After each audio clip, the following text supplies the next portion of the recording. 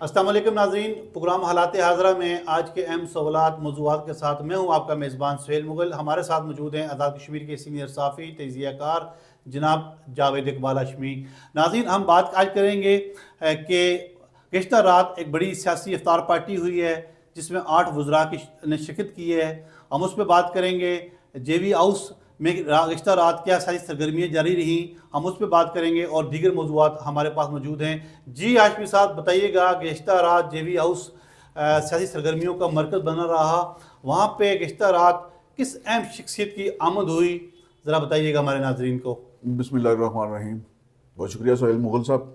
جے وی house میں کوئی سرگرمی نہیں ہوئی ہے جس کو آپ بڑی سرگرمی کا نام دے رہے ہیں، چونکہ آزاد کشمیر میں جب بات منظر عام پہ آئے گی تو سرگرمی گزشتہ 2-3 دن سے جو کچھ چل رہا ہے سیاسی منظرنامے پر، وہ چونکہ پورے آزاد کشمیر ہی نہیں، تارکین وطن کشمیروں کی دلچسپی بھی جو ہے نا وہ بڑھ گئی ہے اور لوگوں کی نظریں مظفر آباد کی طرف ہیں۔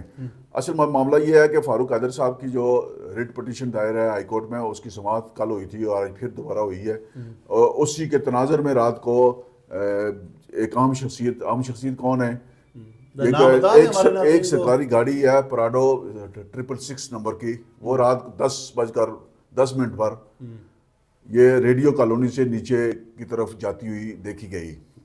اور جو عینی شاہدین ہیں ان کے مطابق اس گاڑی کے اندر جو ہے وہ وزیر اعظم آزاد کشمیر اور سینئر وزیر کرنل وقار نور موجود تھے۔ اور وزیر اعظم صاحب کا اور کرنل وقار نور صاحب کا جے وی ہاؤس جانا، چونکہ ریڈیو کالونی میں ریڈیو پر تو نہیں گئے ہوں گے، اس وقت تو ریڈیو میں کوئی نہیں ہوتا تھا، وہاں فاروق قادر صاحب کا گھر ہے ساتھ، تو فاروق قادر صاحب کے گھر ہی گئے ہیں۔ فاروق قادر صاحب کی جو نجی رہائش کا ہے اس کو جیلم ویلی ہاؤس کا نام دیا گیا ہوا ہے، نوٹیفکیشن ہوا ہوا ہے باقاعدہ۔ تو جے وی ہاؤس اس کو مخفف میں پکارتے ہیں۔ جے وی ہاؤس دونوں شخصیات کا جانا جو ہے نا وہ ایک بڑی خبر ہے، اس طرف لوگوں کی اتنی توجہ نہیں گئی ہے، کیونکہ ہمارے ہاں جو سوشل میڈیا ہے وہ کاپی پیسٹ سوشل میڈیا ہے، کوئی موقع پر جا کر تحقیق کرنے کی کوئی جسارت نہیں کرتا۔ ایک بندہ کوئی چیز غلط بھی اگر سوشل میڈیا پر وائرل کرتا ہے تو باقی سارے لوگ جو ہیں اس کو دیکھا دیکھی اسی کو کاپی پیسٹ کے ذریعے آگے پھیلا دیتے ہیں۔ تو یہ جو ہے نا اسی کو ہم فیک نیوز کہتے ہیں اور اسی کو ہم جو ہے نا اس کے روک تھام کے لیے تجاویز بھی دے رہے ہیں، مطالبہ بھی کر رہے ہیں۔ تو فاروق قادر صاحب کے گھر وزیر اعظم صاحب کا جانا، اپنے وزیر اسٹاف افسر جو ہیں ان کے کرنل وقار نور صاحب کے ساتھ جانا جو ہے نا یہ ایک بڑی پیش رفت ہے، اور یقیناً دونوں کی جب ملاقات ہوئی ہوگی تو ملاقات میں سارے معاملات پر بات چیت ہوئی ہوگی اور وزیر اعظم صاحب نے تھوڑا ہاتھ اولا رکھنے کی بات کی ہوگی، چونکہ عموماً یہی ہوتا ہے کہ جب فاروق قادر صاحب میڈیا میں ذرا جارحانہ رویہ اختیار کرتے ہیں تو حکومت لیٹ جاتی ہے۔ وزیر اعظم صاحب کی ساری جو آکڑ ہے وہ بالکل ڈھیر ہو جاتی ہے، وہ ایک وقت میں بالکل موم ہو جاتے ہیں۔ ابھی صاحب کیا خیال ہے آپ کا کہ راجہ فاروق قادر خان صاحب نے اس ملاقات میں کوئی سیاسی لچک بتائی ہوگی؟ دیکھیں، یہ تو فاروق قادر صاحب بتا سکتے ہیں کہ وزیر اعظم صاحب نے ان کے ساتھ کن امور پر تبادلہ خیال کیا، لیکن جو اس وقت ایشوز آزاد کشمیر کے اندر موجود ہیں اس میں سب سے بڑا ایشو جو ہے وہ چیف الیکشن کمشنر کی تعیناتی کیا ہے۔ وہ ابھی تک معاملہ یکسو نہیں ہو رہا۔ پھر ہائی کورٹ میں اسامیاں ججز کی خالی ہو رہی ہیں، وہاں تعیناتیاں ہونی ہیں۔ چیئرمین احتساب بیورو کا عہدہ خالی ہے، اسی طرح موسم کا عہدہ بھی خالی ہے۔ ایڈیشنل ایڈوکیٹ جنرل کے ساتھ ساتھ کچھ احتساب بیورو میں بھی مزید اسامیاں خالی ہیں۔ تو ان خالی اسامیوں پر تعیناتی کے حوالے سے وزیر اعظم صاحب جو ہے نا وہ بارگیننگ کے بہت ماہر ہیں، لین دین کے۔ تو انہوں نے کوئی آفر کی ہوگی جی کہ آپ کی سفارش پر کسی کو کسی جگہ ایڈجسٹ کر دیتے ہیں، لیکن فاروق قادر صاحب مجھے نہیں لگتا کہ اس دفعہ وزیر اعظم صاحب کی جانشے میں آئیں گے، ان کے کسی جال میں پھنسنے کے موڈ میں نہیں ہیں وہ۔ اس دفعہ انہوں نے قومی جذبات اور عوامی توقعات کے مطابق چلنے کا فیصلہ کیا ہوا ہے، اور اب تک جو ہے نا فاروق قادر صاحب درست عمل میں جا رہے ہیں۔ اور اگر اس موقع پر حکومت کے کسی جانشے میں وہ آ گئے تو میرے خیال میں فاروق قادر صاحب کی جو سیاست باقی بچی ہے اس کے لیے یہ چیز نقصان دہ ہو گئی۔ اچھا یہ بتائیے گا، یہ جو ملاقات ہوئی ہے کہ وزیر اعظم آزاد کشمیر چودھری انوار الحق سینئر وزیر کے ہمراہ اچانک پہنچے ہوں گے یا یہ مینج ملاقات تھی؟ جی اچانک تو نہیں جا سکتے، اگلے کے اطلاع کر کے جاتے ہیں۔ تو چونکہ کل فاروق قادر صاحب جو ہے نا وہ افطاری پر کہیں نہیں گئے، وہ اپنے گھر پر موجود تھے۔ اس کا مطلب ہے کہ وہ جو چینل استعمال ہوتے ہیں فاروق قادر صاحب کے ساتھ رابطے کے لیے وہ انہوں نے اپنا کام کیا ہوا تھا۔ تو فاروق قادر صاحب منٹلی تیار تھے وہاں۔ یہ جب شخصیات گئی ہیں دیکھنے والوں نے تو باہر واپس آتے ہوئے دیکھا ہے، گاڑی دیکھی ہے، جاتے ہوئے کسی نے نہیں دیکھی، چونکہ وہ افطاری کے فوری بعد چلے گئے ہوں گے، یا ہو سکتا ہے وہ افطاری بھی ادھر کی ہو انہوں نے، کیونکہ فاروق قادر صاحب کے گھر افطاری کرنا بھی باعث سعادت ہے۔ تو میں سمجھتا ہوں کہ یہ واقعہ جو جے بی ہاؤس وزیر اعظم کا جانا ہے یہ کوئی اتنی عام بات نہیں ہے، موجودہ صورتحال میں بہت اہمیت کی عمل بات ہے، اور جو ہم جتنی بھی گفتگو ہوئی ہوگی، جو کچھ بھی ہوا ہوگا، جو سرگرمی ہوئی ہوگی، اس کے اثرات آہستہ آہستہ سامنے آئیں گے۔ یہ بتائیے کہ ہاشمی صاحب جب کوئی گھر میں آ جاتا ہے تو ویسے یہ سیاسی اخلاقی تقاضا نہیں ہے کہ بندہ بھرم رکھتا ہے، تو آپ نہیں سمجھتے کہ راجہ فاروق قدر خان صاحب ان امور میں تھوڑا سا سپیس دیں گے؟ دیکھیں جی، اگر کوئی بندہ کبھی کبھار کسی کے گھر جائے نا تو اس کی عزت احترام ہوتا ہے، اور بندہ روزانہ چلا جائے تو اس کی کوئی وہ وقار نہیں رہتا، قدر کھو دیتا ہے ہر روز کا آنا جانا۔ تو مجھے نہیں لگتا کہ فاروق قادر صاحب اپنی سیاسی جو بقا ہے اس کو قربان کریں گے، اپنی سیاسی کریڈٹ اور اپنی سیاست جو ہے وہ فاروق قادر صاحب انوار اللہ کی حکومت کے لیے وقف کریں گے یا قربان کریں گے، یا اس کے لیے کوئی وہ نرم گوشہ رکھیں گے۔ تو سیاست کا یہی کمال ہے کہ بات چیت چلتی رہتی ہے، بات چیت کبھی بند نہیں ہوتی، ختم نہیں ہوتی۔ فریقین ایک دوسرے کے ساتھ تلخ ترین ماحول میں بھی جو ہے وہ بات چیت جاری رکھتے ہیں، مذاکرات جاری رکھتے ہیں، بات چیت سے راستہ نکلتا ہے۔ دوسری طرف یہ بھی ہے کہ سیاست کے سینے میں دل بھی نہیں ہوتا۔ اچھا آگے بڑھتے ہیں، یہ بتائیے کہ ہاشمی صاحب ایک روز ایک اور بڑی رات کو سیاسی ڈیولپمنٹ ہوئی ہے، رات کو ایک سیاسی افطار پارٹی ہوئی ہے، یہ بتائیے گا کہ اس سیاسی افطار پارٹی کا میزبان کون لوگ تھے، کون ذمہ داران تھے؟ اس میں 8 وزراء نے شرکت کی، ہمیں اس افطار پارٹی کے بارے میں تفصیلات بتائیے گا۔ گزشتہ رات سے سوشل میڈیا پر جو ہے نا اس افطار پارٹی کی جو ہے وہ بازگشت دیکھی گئی ہے، بہت ساری متضاد خبریں چلتی رہی ہیں، اور زیادہ تر خبریں اسلام آباد سے وائرل ہوئی ہیں۔ اس کا مطلب یہ ہے کہ جو افطاری ہوئی ہے اس میں سے شریک جو لوگ تھے وہ اسلام آباد میں کسی کے ساتھ رابطے میں تھے، وہاں سے یہ بات جو ہے نا وہ لیک آؤٹ کی گئی۔ افطاری جو ہے یہ مقتدرہ کی میزبانی میں ہوئی ہے، اور اس میں 8 وزرائے حکومت جو ہے نا وہ مبینہ طور پر شریک ہوئے ہیں، اور ان 8 وزراء میں ایک وزیر کا میں نام بتا دیتا ہوں، وہ تھے عبد الماجد خان، جو ہمیشہ کی طرح لوگوں کو اکٹھا کر رہے ہیں، ممبران اسمبلی کو اکٹھا کر کے سیاسی گٹھ جوڑ کی طرف لے کر جاتے ہیں، وہ حکومتیں تبدیل کرنے کے عمل میں یہ ان کا پسندیدہ مشغلہ رہا ہے ماضی میں۔ سیاسی گٹھ جوڑ کافی حد تک وہ یہ سیکھے ہیں اور سیاست بھی سیکھے ہیں۔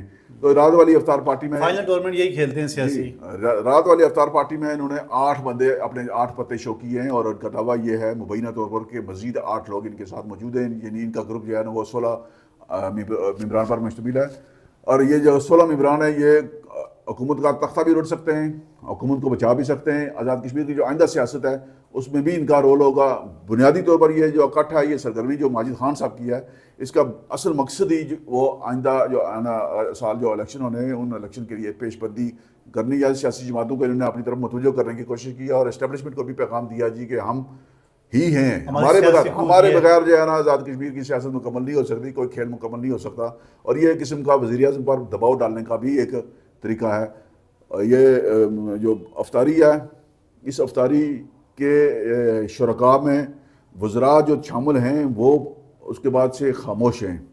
اچھا یہ بتائیے گا ہاشمی صاحب، اپنا ماجد خان صاحب کو اس سیاسی افطار پارٹی سے کیا حاصل ہوگا؟ اگر حکومت چلی جاتی ہے، پرائم منسٹر چلے جاتے ہیں، ماجد خان صاحب تو دوبارہ نئی کابینہ میں وزیر ہی بنیں گے، انہیں سیاسی طور پہ کیا حاصل ہوگا؟ یہ سارا کچھ کرنے کا مقصد کیا؟ افطاری جو ہے وہ حکومت تبدیل کرنے کا باعث نہیں بنتی، یہ محض بیٹھنے کا ایک موقع ہوتا ہے، اکٹھے ہو کر تبادلہ خیال کرتے ہیں لوگ، ایک دوسرے کو سنتے ہیں کہ کس کا کس موضوع پر کیا موقع، سیاسی طور پہ حکومت کو پریشر میں لانا ہوتا ہے۔ تو اس طرح کا اکٹھ جو ہے نا، ویسے بھی 3-4 ممبر اسمبلی اگر اکٹھے بیٹھ جائیں تو جو ایوان وزیر اعظم ہے وہاں تھلی سی مچ جاتی ہے جی کہ 4 بندے اکٹھے بیٹھے ہوئے ہیں، پتہ نہیں میرے خلاف کوئی سازش کر رہے ہیں۔ تو جب 8 بندے مقتدرہ کی میزبانی میں بیٹھے ہوئے ہوں تو پھر ظاہر ہے حکومت کے لیے پریشانی تو بڑھ جاتی ہے، اور جو شرکاء ہیں ان کی امید بڑھ جاتی ہے، ان کی قدر و قیمت میں اضافہ ہو جاتا ہے۔ اچھا ہاشمی صاحب، ایک اور اہم معاملہ جس پہ آزاد کشمیر کے سیاسی اور عوامی حلقوں کی نظریں جمی ہوئی ہیں، اور تارکین وطن جو ہیں ہمارے کشمیری ہیں وہ بھی نظریں جمائے بیٹھے ہیں، یہ بتائیے گا کہ آج ایک بار پھر جو ہے عدالت عالیہ میں سابق وزیر اعظم راجہ فاروق قدر خان صاحب کی جانب سے جو ریٹ پٹیشن ہے وزیر اعظم آزاد کشمیر کے خلاف ان کے انتخاب کے حوالے سے، آج اس پہ کیا کارروائی ہوئی ہے؟ کل چونکہ میاں عارف صاحب جسٹس ہائی کورٹ جو ہے انہوں نے آج کے لیے یہ کیس مقرر کیا تھا، اور یہ ساتھ کہا تھا جی کہ اگر ساتھی ججز دستیاب ہوئے تو ہم اس کیس کی سماعت کریں گے، لیکن کل یہ فائل مکمل نہیں تھی۔ ریکارڈ ضرور پیش ہوا ہے جو آج فائل کا حصہ بنا ہے، اور آج جو پیش رفت یہ ہے کہ وزیر اعظم صاحب کے وکیل پیش ہوئے ہیں، چودھری انصر صاحب اور شیخ عتیق الرحمان صاحب، یہ جو وکیل پیش ہوئے ہیں انہوں نے استدعا کی ہے جی کہ ہم وزیر اعظم کی جانب سے الگ جواب جمع کرائیں گے. یہ جو قانونی مشکاویاں ہیں، قانونی جو کیس ہوتے ہیں آئینی، ان میں ایک یہ ڈیلنگ ٹیکٹس کے طور پر استعمال ہوتا ہے جی کہ نیا وکیل کھڑا کر کے آپ جو ہے موقع لے لیں. تو عدالت نے 7 اپریل کی تاریخ مقرر کر دی ہے وزیر اعظم کے وکیل جو پیش ہوئے ہیں ان کی استدعا پر. اب اس میں جو بڑی خبر ہے وہ یہ ہے کہ میاں عارف صاحب جو اس بینچ کے لارجر بینچ کے سربراہ ہیں وہ 31 مارچ کو ریٹائر ہو جائیں گے، اور بینچ ٹوٹ جائے گا. بینچ تو ٹوٹ گیا ہے کسی مقابل. آئندہ سماعت سے پہلے نیا بینچ تشکیل دیا جائے گا اور پھر وہ بینچ جو ہے وہ اس کیس کی سماعت کرے گا. مجھے نہیں لگتا کہ یہ جو جس طرف یہ جس سٹائل سے یا جس رفتار سے یہ کیس آگے بڑھ رہا ہے اس کا یہ کوئی نتیجہ خیز ہو سکے، کیونکہ اس کیس کو نپٹانے کے لیے بیک ڈور چینل جو ہے نا وہ زیادہ سرگرم ہیں. اور فاروق قادر صاحب جو ہی پریشر بڑھاتے ہیں حکومت جو ہے وہ من ترلے پر اتر آتی ہے اور من ترلہ کے نتیجے میں ان کو تھوڑا سا وقت مل جاتا ہے. یہ بتائیں آپ نہیں سمجھتے رات کی جو اہم ملاقات تھی یہ اسی تناظر میں تھی؟ ایک یہ ہو سکتا ہے کہ اس کیس کے تناظر میں وزیر اعظم صاحب نے فاروق قادر صاحب سے درخواست کی جی کہ تھوڑا سا مہربانی کریں، تھوڑا سا موقع دیں، آپ اپنا پریشر کم کریں، کیونکہ عدالت جو ہے نا وہ پٹیشنر کی جانب سے اصرار پر جو ہے نا وہ کیس کو جلد سماعت کے لیے مقرر کرنا چاہتی ہے. پٹیشنر جو ہے نا وہ بار بار مطالبہ کر رہے ہیں جی کہ یہ آئینی معاملہ ہے اور اس کو جلد یکسو کیا جانا چاہیے. اگر وزیر اعظم صاحب آئینی طور پر منتخب ہوئے ہیں تو پھر ان کو کوئی اعتراض نہیں. اگر وہ آئینی طور پر نہیں ہے اس عہدے پر بیٹھے ہوئے تو پھر ایک غیر آئینی وزیر اعظم کو جو ہے وہ اس کے جو اقدامات ہیں ان کی کیا جسٹیفیکیشن ہوگی. اچھا شارٹلی آخری سوال ہے ہاشمی صاحب، یہ بتائیے گا آزاد کشمیر سے ایک ٹی ٹی کے کا ایک اہم دہشت گرد جو ہے وہ گرفتار ہوا ہے جس کا جو رابطے ہیں تحریک طالبان افغانستان، تحریک طالبان ٹی ٹی پاکستان سے بھی سامنے آئے ہیں. کیا اطلاعات ہیں اس حوالے سے؟ سر اس میں خبر والی بات ہمارے لیے پاک یہ ہے، پتن سے یہ گرفتار ہوئے ہیں. پاک پتن سے نہیں، آزاد پتن جگہ ہے اگر یاد ہو آپ کو تو آزاد کشمیر کی جغرافیے سے تھوڑی بہت معلومات حاصل کیا کریں.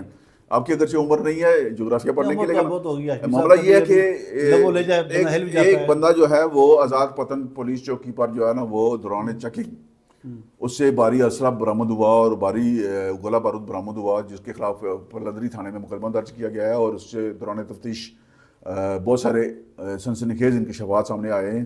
اور یہ بڑی خبر یہ ہے کہ آزاد کشمیر کے اندر تحریک طالبان کشمیر کے نام سے ایک تنظیم کا وجود جو ہے وہ سامنے آیا ہے، جو اس کے کالعدم تحریک طالبان پاکستان اور تحریک طالبان افغانستان کے ساتھ روابط ثابت ہوئے ہیں. آزاد کشمیر سے آپ کو یاد ہوگا کہ کچھ عرصہ پہلے ایک غازی شہزاد نام کا ایک بندہ جو ہے نا وہ جیل توڑ کر فرار ہوا تھا.